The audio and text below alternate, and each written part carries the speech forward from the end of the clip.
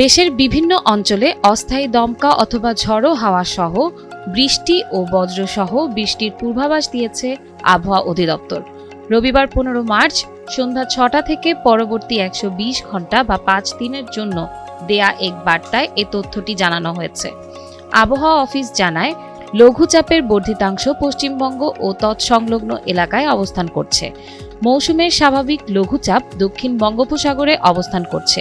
এই পরিস্থিতির প্রভাবে আগামী 3 দিন রংপুর, ময়মনসিংহ ও সিলেট বিভাগের কিছু কিছু জায়গায় এবং রাজশাহী, ঢাকা, খুলনা, বরিশাল ও চট্টগ্রাম বিভাগের বিকাশ পেমেন্টে 10,000 টাকার বেশি অফার।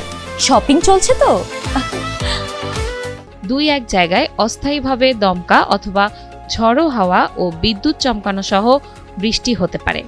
সেই সঙ্গে দেশের কোথাও কোথাও বিক্ষিপ্তভাবে শিলাবৃষ্টির সম্ভাবনাও রয়েছে।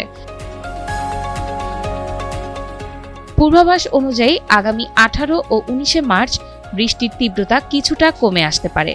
এ সময় রংপুর, রাজশাহী, ঢাকা, ময়মনসিংহ ও সিলেট বিভাগের 2-1 জায়গায় বজ্রসহ বৃষ্টির সম্ভাবনা থাকলেও দেশের অন্যত্র আংশিক মেঘলা আকাশ সহ আবহাওয়া প্রধানত শুষ্ক থাকতে পারে।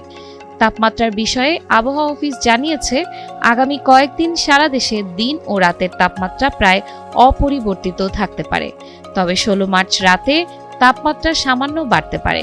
এরপর 19 মার্চ রাতের তাপমাত্রা আবারও সামান্য কমতে পারে।